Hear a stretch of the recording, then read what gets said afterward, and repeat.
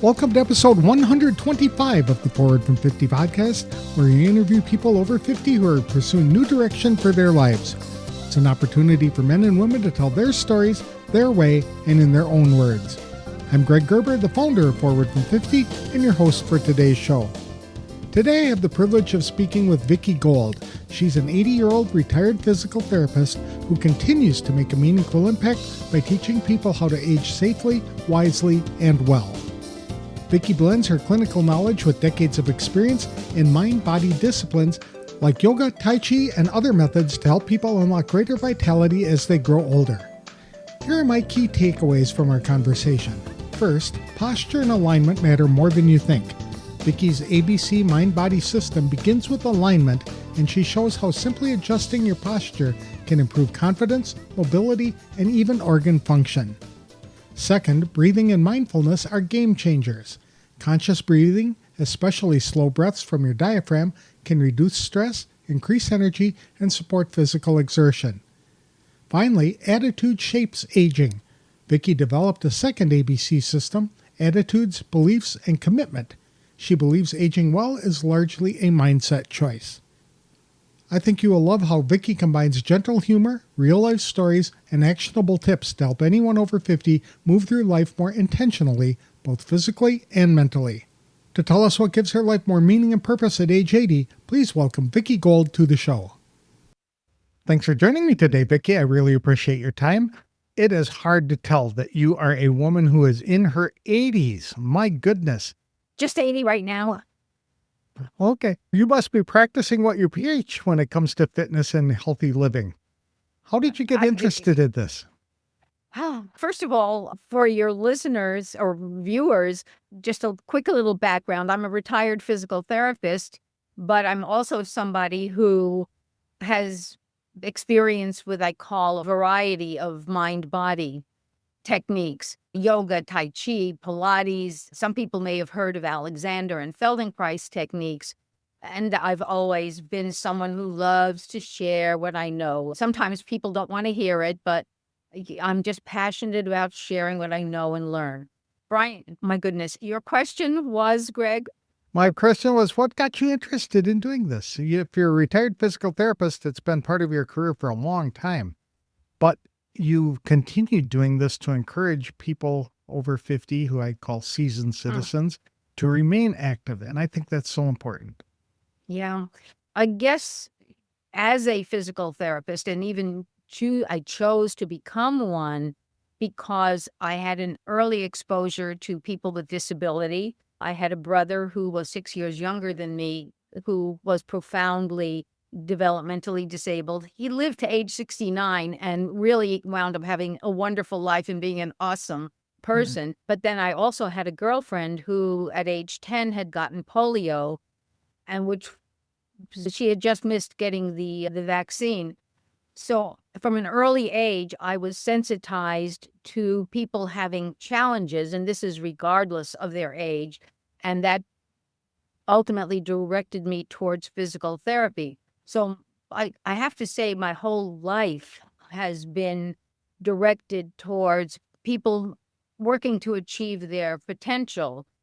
And as I did continuing education training for my physical therapy work, and I did these other trainings for mind, body, fitness, and well-being, it was just very natural for me to want to continue to share all these things that I was learning. And now that I'm a senior citizen myself, and I'm both knowledgeable about aging and some of the challenges that people have when they age, but I'm also experiencing and can speak to it from several points of view, from the academic as well as from the personal. And again, until the day I die, I will probably be wanting to share what I know to people who are open to listening to me. The whole idea of getting people to remain active as they get older is critical. I'm approaching my 65th birthday here in a couple of weeks, and I'm looking at how badly I'm moving now compared to what I was 5 years ago. And I'm thinking, what am I going to be like at 70 or 75 or God forbid 80 years old? So I need to develop something to get me moving again. So it doesn't have to be difficult, Greg. And that's why we're going to refer people to my book, which is called Aging Safely, Wisely. And essentially what it's going to do is introduce you and listeners and viewers to two simple ABC systems Okay. that can, I'm going to give you the tagline for my company. These two systems can transform the ways you move through life. So Thera Fitness is my company. Thera, as in therapist, -fitness.com is where you'll find me. And the tagline for Thera Fitness is transforming the ways you move through life. And that implies really, and you're going to do this with the ABCs, learning how to carry yourself physically, how to move your physical body, but it's also going to go into some of the attitudes that many people have as they age about what's possible regarding their aging. So would you like me to just briefly go into the ABCs now? Please, that'd be great. Okay. So the first one is called the ABC mind-body system. And here's where you start becoming mindful. The system begins with alignment. All right, there's your A. And what that is, what it refers to is your posture. And every element of the ABC systems and anything else I discussed in the book takes the format of what is it, why is it important, how do you achieve it? And my lovely publisher, Stacey Aronson, she added the component, when do you do it? So here we are, we've got the A of the ABC mind-body system. And we know that good posture is related not only to how we look, because take a look at people who are slouched versus those who hold themselves more erect. And I think generally you find the person who holds himself or herself a little more erect generally looks a little better. Confident. And that's the other thing is the kind of confidence that comes.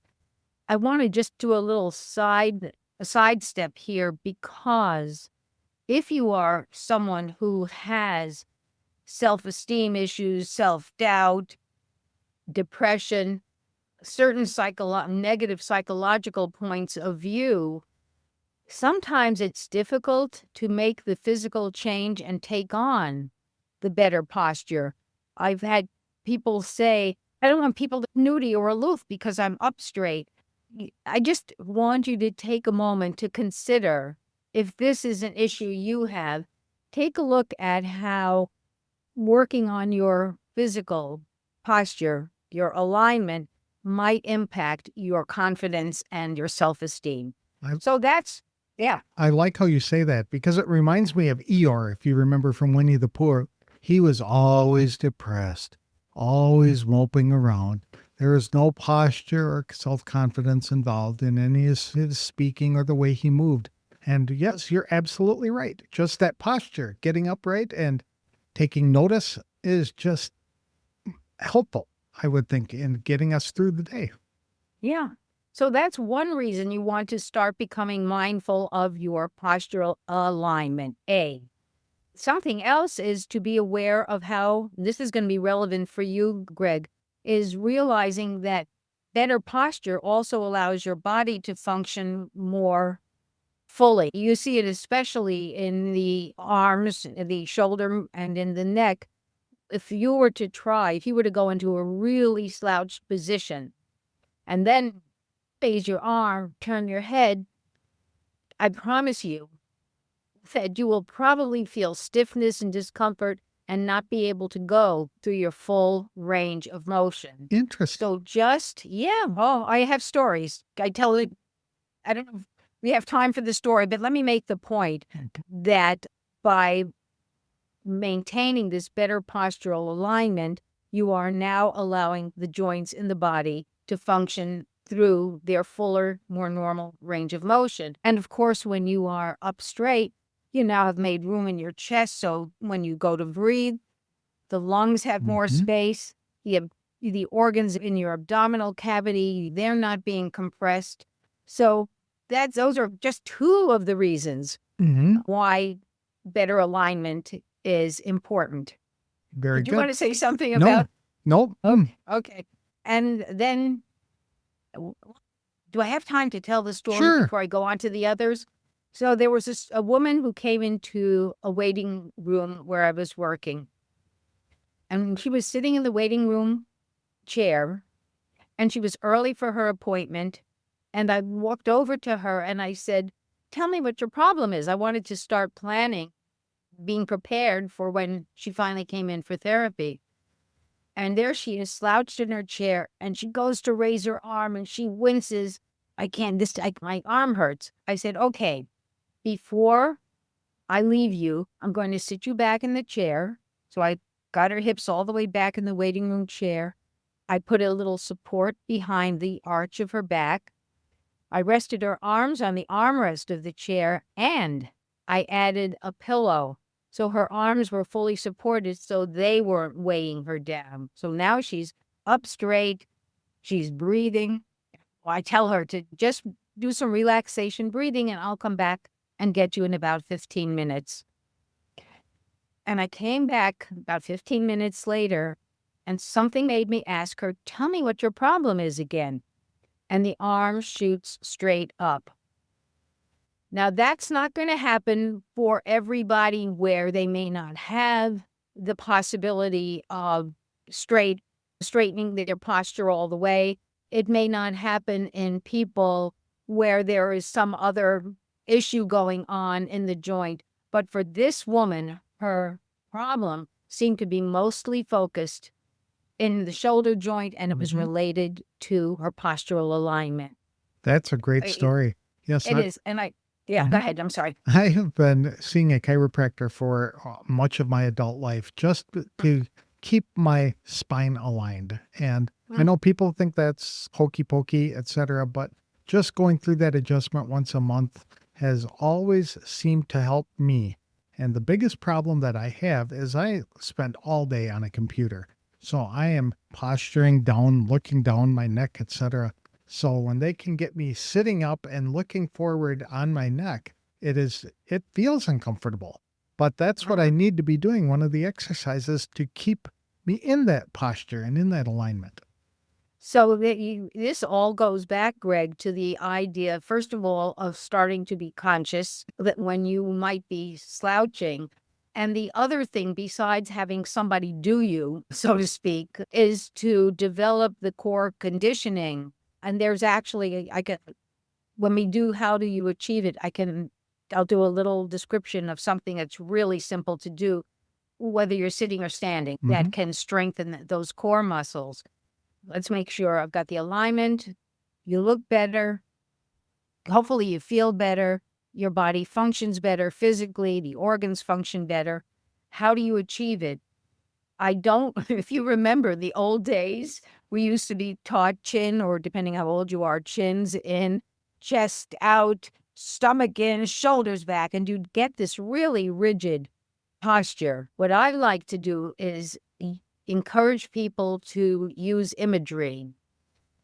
And in fact, you can try it if you'd like. I'll tell people to close your eyes and just think of the word lengthen and see how your body responds to that. For me, for many people, just thinking lengthen and those core muscles start automatically engaging to firm up around the spine and help it lengthen. But then I add the expression open, or I say the word open. And the reason for that is because most people, because of how we work, because of stress, because of excitement even, because of habits, we are tightening the neck and shoulder muscles. Yep. And the reality is those neck and shoulder muscles have nothing to do with good postural alignment. In fact, you tell somebody sit up straight and you get the shoulders tightening up.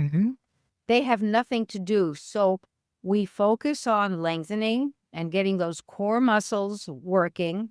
And then we say open and we encourage the muscles around the neck and shoulders to release, at which point the shoulders can drop down and back.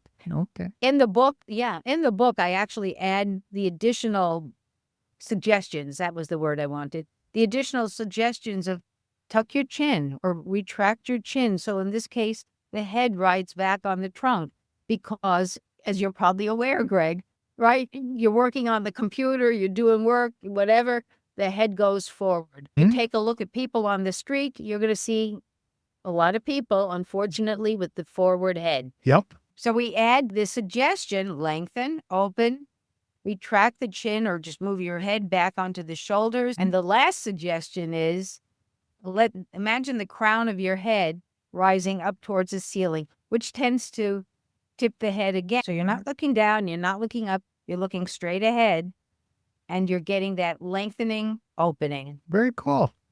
Yeah. And, all right, so now a simple thing for strengthening those core muscles is when you are thinking, lengthen, open. One lady in my class said, make space in your chest. That brought the shoulders back even more. Lengthen, open, chin tuck, crown of the head rides up. But now you imagine yourself trying to press your feet down through the floor. So you could be doing this while you're sitting or standing. Even while you're standing, you can imagine that you're trying to press your feet down. And at the same time, imagine yourself pressing the crown of your head up. Now, you can't see it right now, but I am doing the exercise. And what's happening is all the core muscles, and you'll feel it in your thighs and your buttock, right up here. You doing it? I'm doing it right now, and it's my friends are like, oh, okay, what are you doing here? This is unnatural. But the thing is that what you are doing is you're strengthening those muscles that are going to help you get that better postural alignment. But there's a word of caution here. And that is anytime you are exerting yourself, because this is an isometric exercise, because you're not moving anything. You're tensing muscles, but you're not moving. So that means you're doing an isometric. The biggest danger, and everybody pay attention, the biggest danger is holding your breath and straining. I can see that. I'm doing that right now, holding my breath, and it's okay. So that's the fact that I was talking lets you know that I was breathing.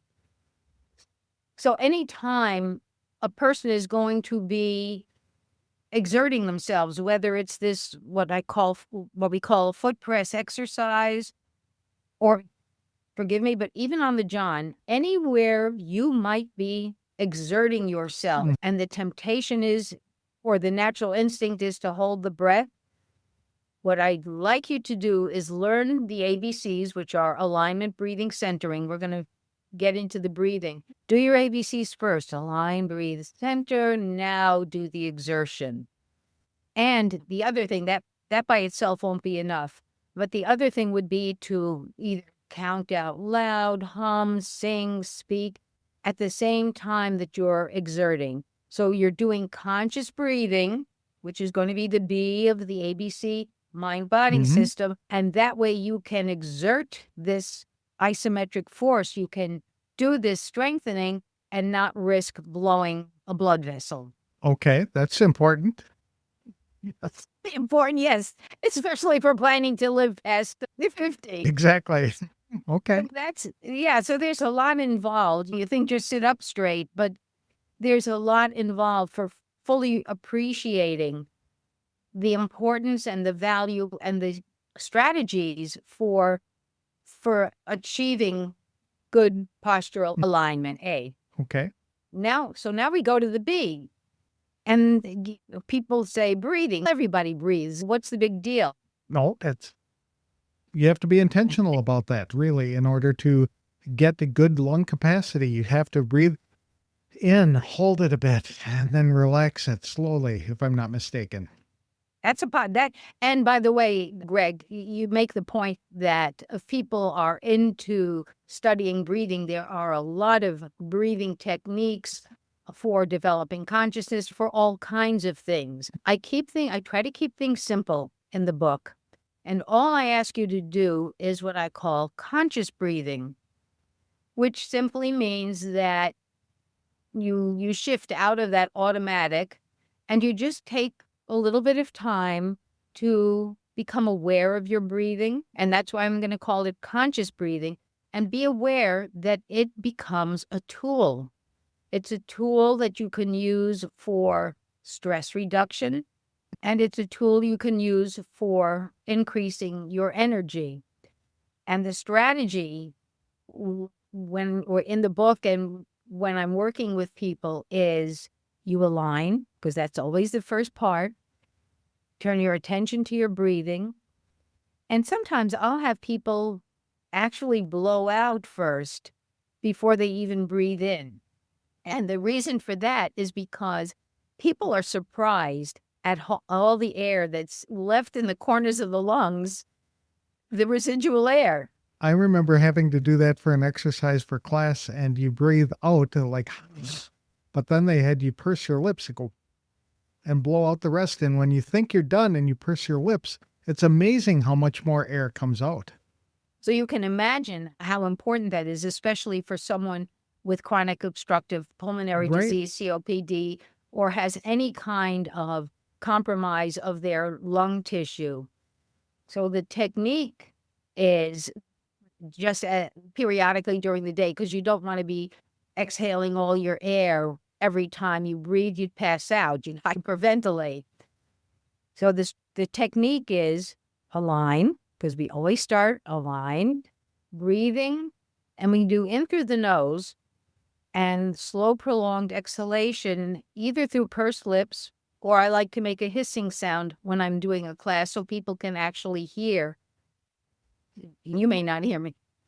And going back to using imagery for helping us do this breathing pattern is imagine having a balloon in your abdomen. So when you breathe in, you really want the air to go down, all the way down. And what that means is you're doing a diaphragmatic breath. And I'll tell you why I'm doing this in a minute.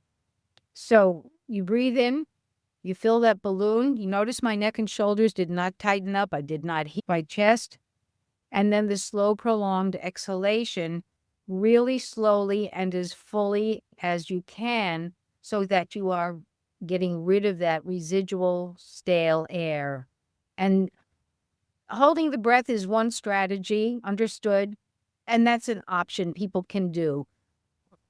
But for me, once you've done that slow, prolonged exhalation, again, the breathing in through the nose. So 2 important things to remember here. One is that you want to breathe in through your nose. And if you are a mouth breather, try to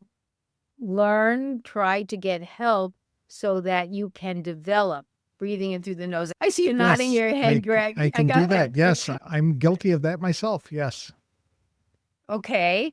So are you a mouth breather at night? Oh, yes. In fact, I was going to mention that. I've found that controlling breathing at night really helps me relax and get to a position of succumbing to sleep a little easier than normal.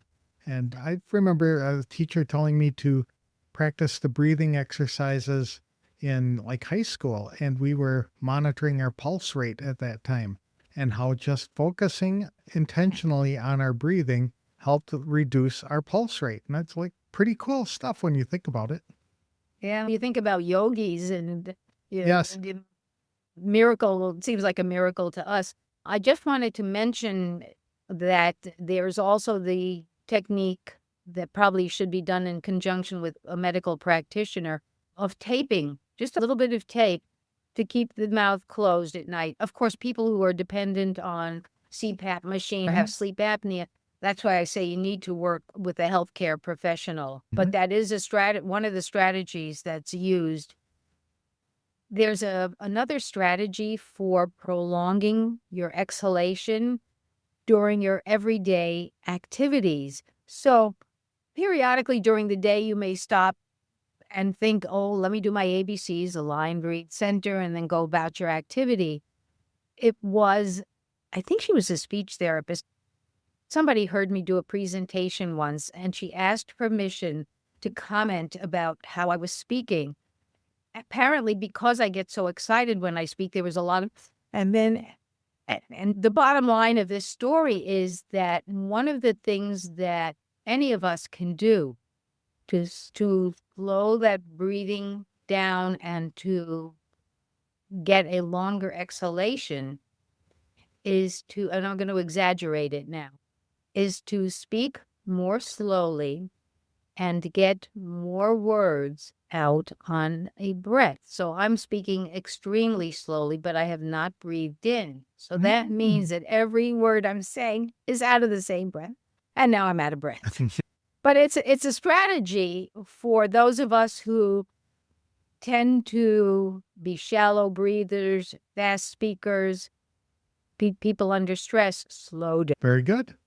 So that's Okay. so we're done with breathing, and next is centering. Is that right? Yes, yes. And centering in the book, I go into 3 different meanings of it. But the one I want to focus on right now is the idea of mind and body working together. So the mere fact that you've become mindful and now you worked on your alignment and you're doing your conscious breathing, you're actually probably going into a more mindful state of mind. And one of the things I ask people is, how often has any one of us had an accident, made a mistake, a fall or an injury, but our body is doing something else?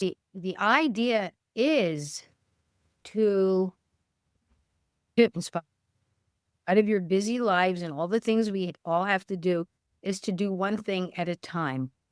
So the strategy that I'm going to present is one that I got through an organization called Landmark Worldwide. And I call it Start, Act, Stop. And the whole idea is anytime you're going to do something, and while I'm on this, having this conversation with you, we've started the conversation. The process of having the conversation is the act. At some point, we're going to end the conversation, and that's the stop.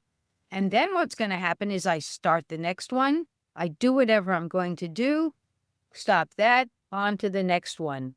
The idea that you can effectively accomplish things or be productive by multitasking, I think the research is showing. So this is a really simple way, whether your task is as simple as washing a dish, pick up the dish, wash the dish into the dish drain. So there's your start, act, stop in the dish drain, start the next activity.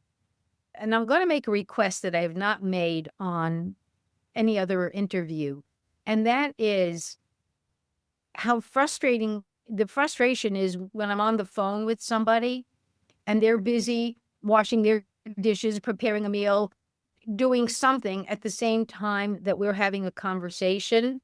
When you and I speak, when I speak to the phone, that's my start. The conversation is the act, stop. And that's my full attention. And if I need to get on to something else, I'll say, oh, I'm sorry. I have to get off the phone now. Yeah. And I create a stop. So I'm not a victim. My poor mom, she used to feel like she was a victim to a very dear friend of hers who was a nonstop talker. And I said, Mom, just tell her, oh, I have an appointment. Make something up if you have to manage your time and your start, act, stop. And it's not only rude for people to be multitasking while you're talking to people, but it's hard for you to focus on the conversation. So even doing things like responding or reading email while you're on a conversation, like a Zoom call or scrolling through social media, you're missing out on most of the conversation. Mm-hmm. Yeah, and it's rude. So you and I, when we're together, you have my full attention. And if I got to go, I'm sorry, Greg, but it's been lovely. See ya. I'll keep that in mind. Okay. So that's basically the ABC mind-body system. Mind, breathe, center. And what I encourage people to do is really make it part of their everyday lives. So it's not as if you stop having to do whatever you're doing. You integrate align, breathe, center with everything that you're doing. Okay. And my promise is it'll transform the ways you move through life. One of the things that I really liked about your book was the idea of the attitude of aging, because that can be so impactful, I would imagine. My uncle, who is 9 years older than I am, always says, I'm not letting the old man in. And he is not. He remains very active in that. And other people, they slow down, they accept this. Oh, I must be getting older kind of thing. And Mm. it can, I guess, our body follows what our mind is thinking, correct? Yeah. So, Greg, that actually goes into the second ABCs that I created after my first ABCs, Align, Breathe, Center, got well established. I said, I need another set of ABCs to help us with our mental state. So those ABCs became attitudes, beliefs, and commitment. And attitudes can be positive or negative. And they are distinct from beliefs because I believe attitudes can be more easily changed. You may be having an attitude about something, and all of a sudden you realize, oh, this is a waste of time. Snap out of it. If any of you have watched the Someday, Moonstruck, right. snap out of it. Yeah, exactly. Your bad moment, or you just recognize that the way you are approaching something is not the most positive, than not the most productive. So it's a little bit easier to choose, and that's a very important word, that we recognize our ability and we are empowered to choose what our attitudes are. Excellent point. And taking the time to so taking the time to explore our attitudes, maybe our attitudes towards aging, for me, especially the attitude towards being an aging woman, what we think we could or should or can't or what, blah, blah, blah, exploring them. Some attitudes we have, such as, I can do anything I want. I'm 80 years old. There's no reason for anything or anyone to be stopping me, inhibiting me from what I want to do. Hmm. And so I say, oh, I like that attitude. I'm keeping that one. If I am positive attitude about something, is that something I want to choose to change? So that's attitudes. Beliefs are a little more challenging. We're almost born into. We're born into our culture. We're born into our religion. We're born into so many things that are not so easily changed.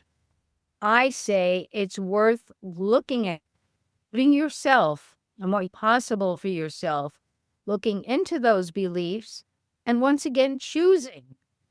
This is a good belief. I believe that everybody up until the day they die has the potential to grow and learn and achieve. Yes. That's a good belief. I'm hanging on to that one. If I have a belief that I shouldn't be doing something because a very empowering belief, it's not going to help me realize everything that I can be in this world in my life. I'm going to choose to let that one go. So we're talking about taking the time to introspect and explore your attitudes, your beliefs, and making choices. And the C of this ABC system is, all right, now that I've made these discoveries, what am I committed to doing about it? Easier said than done. Correct. But this whole business of creating ABC systems is just to give all of us a chance to explore how we move mentally and physically through life, through our lives. What a soapbox. Yeah. That's very good information for people. And it's something that we can control when we're looking at our attitudes. And a lot of people just adopt that Eeyore attitude of everything is gloomy. I'm getting older. I can't do what I used to be able to do as well as I used to do it. Woe is me. And there are other people who adopt the attitude like, okay, I'm slowing down a bit, but I'm still alive and still active, and I've got a lot to do and a lot to accomplish. I think the attitude is the most important thing for people over Yeah. 50. Yes. And if you are lucky enough to get to 80 and beyond, one of the things that's happened to me is recognizing that every day is a gift. Now, at every age, every decade, your perspective on life is going to be different. And I was one of those people that was really excited about turning 80. I didn't know exactly what was going to happen, but my experience of it is the greatest freedom in being self-expressed, in also recognizing that life for me may only, God willing, be a decade, maybe two, and each day is a gift. And therefore, be gratitude. I know a lot of people speak about gratitude and its role in our ability to age well. So every day, I'm periodically throughout the day, I'm grateful that I'm having this opportunity. There was one part about your book that really intrigued me, and that was your advice that people should learn to move in slow motion. And that just goes counter to our culture. That's you got to run and go everywhere fast, quickly, and move. You're saying slow down and do that. Are there some things that people can do, basic moves, movements, etc., that can help them maintain a more healthy lifestyle? I have to say that a very dear friend of mine, who's also he's not even retired yet, also a physical therapist, she took issue with my encouraging people to do slow motion. And I guess using the expression slowing down might have been more effective, but it was just funny that with this particular patient whose story I tell in the book, he needed, he, this was a gentleman that I was working on getting to walk again. I don't remember whether he was recovering from hip surgery. I don't remember what his challenge was, but his steps were short and fast, and they would predispose him to falling. And when I commented that he needed to slow down so he could be more focused on his walking, his comment to me was, "But I've always been fast." So somewhere I came up with this ridiculous thing that I did with him. And I said, "Okay, I want you to say the words slow motion." And I really dragged it out. Now, moving in slow motion, like you see in the movies, is really not what I'm recommending for how we go through our lives. But for him, just saying that, it changed. It did something to his chemistry. And all of a sudden, he was, with my help, he was walking with a more measured gait. This is a simplification, but it's just interesting that there was an actual change in his chemistry somehow. And at some point, Greg, I want to give me a chance to talk about the power of self-talk. Oh, And jump right in right now. That's very important as well. okay, so a last word just about slowing down. It's just, I don't really want you to start going through your lives in slow motion. You'll never get anything done, and you may even predispose yourself to a fall. So the idea of just becoming conscious, and if you are rushing, Right. slow it down. Slow it down.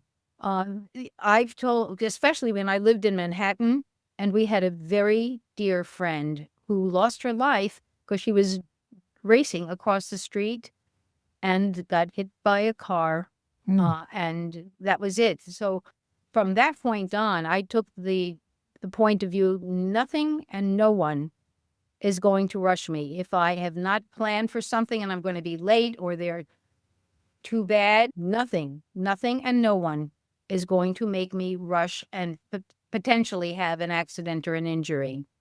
Okay. The conversation about self-talk.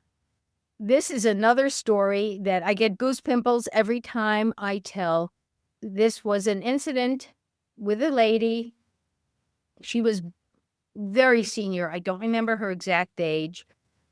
And she was brought down to the physical therapy department. This happened to be at Cedars-Sinai. I was working there in Los Angeles. And she's brought into the waiting room, brought to the parallel bars where I was going to be trying to get her to stand and walk after her hip surgery. And from the minute she was wheeled into the physical therapy department, she was yelling and crying and screaming, I can't. And right, as physical therapists, We have a lot of strategies, everything from, sure, sweetheart, we could do it. Let's just be, yeah, and very gentle encouragement. And with other people, I've had the strategy, okay, we're going to get up and we're going to get up now. And none of the strategies was working with this lady. I could not get her past. I can't. I gave up. I said to her, you win. I am not going to try to stand you up anymore. I am going to let you go back to your room. However, I am not going to let you go. I am going to let you go back after I hear you say the words, I'll try. And then I promise I will let you go back. And I was serious. I was not going to break my promise. She'd never trust me. And eventually I heard this little voice say, I'll try. I said, okay, I'm going to let you go back to your room now. And I was getting ready to unlock the brakes on her wheelchair. And I said to her, would you like to try? And next thing I know, she's leaning forward into my arms. She comes to standing. I'm barely helping her. She walks the length of the parallel bars, turns around and walks back, turns around again and sits down in her chair. Wow. So if you don't get goose pimples, and if that doesn't prove the power of our self-talk, nothing will. So that's something else. This whole business of, we're going back to mindfulness, this whole business of becoming mindful, not only of how you move, but of the little voice. Who was it? Was it the late President Nixon, nattering nabobs or something? Nattering nabobs of negativity. Yeah. Good memory. And yeah. And there's a gentleman by the name of David Roth. He's a folk singer. And are you familiar with? No. Yeah. So all his songs, they are so clever, and every one of them has a moral. One of the songs is don't should on, this is about shoulding. So those are my so give me a chance, my two forbidden words, should and can't. All right. If they show up in your vocabulary, lose them. So his song is don't should on me and I won't should on you. So when you catch those words coming out of your mouth or coming to you, find an alternative way to say something. It's so funny that you mentioned this because it was just a couple of days ago I was having coffee with a friend of mine who lives up here in Wisconsin where I'm visiting my daughters. And he was chastising me on my self-talk and things that I was doing. And he recommended the book Soundtracks, which is about the script that you're repeating to yourself over and over again. And I started it, and he's right.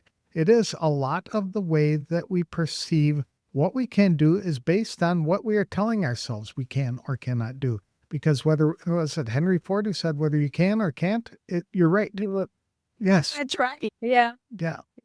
So I have so many powerful examples in both my own life. Once I learned the strategy that when I was experiencing something and feeling my body react, I just either created a different image. So you've got imagery, which is one thing, because there was this one time where I was walking on a street in Manhattan, having some thoughts that were really stressful. I was actually getting knot in my stomach. Then I said, okay, I'm going to pretend I'm walking on the beach at Malibu.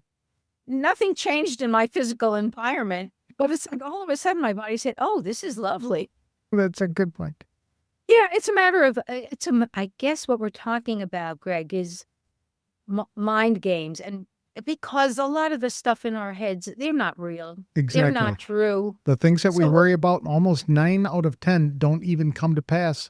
And of the others, some turn out even better than we imagined it would. Yeah. And to recognize that a lot of the things that we tell ourselves are stories. Yes. So you have the choice, believe it or not, there's that word choice again. You have the choice of telling another story. That's a good point. If you could roll back the clock, is there anything you would do differently? The joy that I'm having now, the freedom I'm having now, and the freedom from self-judgment, especially there would be, shall we say, therapists who at a younger age, at an earlier stage in their career, had accomplished things that I would judge myself against. But I can't roll back. And do I wish I was younger? No. It surprises me when I think about that. Would I want to go back to a younger age? Maybe I would like doing more of the swimming and diving and horseback riding. But would I change, what's the word I want? The sense of joy and freedom that I have now? No. And the fact that, thank God, I'm physically, so far mentally able to pursue this purpose, this dream. Very good. Yeah. Do you have any advice for people over 50 who might be struggling with finding a sense of purpose for their lives or getting more meaning out of their life? What could they do? I think, first of all, is finding that sense of purpose and recognizing it doesn't have to be anything major like writing a book, being on a podcast. Sometimes it could be as simple as just wanting to be there for your grandchildren or people in your life. Now, I never had children, but just being there for people and friends in your life. And Greg, you and I mentioned earlier that sometimes people, as they get older, especially if they have physical challenges, they're concerned about being a burden on the others in their lives. And if any of your listeners or viewers is having that type of thought, I invite you to allow people to be of service to you. Because when I get a chance to help a neighbor, and we've got quite a few people in the community where I live who are having certain challenges, or they've had falls because they haven't read my book and followed the instructions there, having them be open and allowing us to help them is really giving us a chance to, what's the word I want, Greg? Giving us a chance to feel fulfilled in a way, to feel like we're being of service. That's right. Exactly. Yeah. And my mother was horrible at that. She would keep short accounts on everything. And anybody ever did her a favor, she always felt necessary to pay them for that. And we kept saying, well, this is a blessing. I get a blessing as a result of my helping you. So if you're paying me, then that's the only blessing I get. And I'd rather have the other ones. And I think we have to mention, though, for those people who are already asking or demanding attention, because I know they exist in the world also. So if you're one of those people, and of course, I'm sure it's not any of the listeners on or viewers on this podcast, but if you know someone who is very demanding of attention, chances are they have not taken responsibility for doing their best to be independent and fulfilled. Oh my goodness, I just thought of a story that I never thought would be relevant. For one of my birthdays, I knew I wanted to celebrate it in a certain way.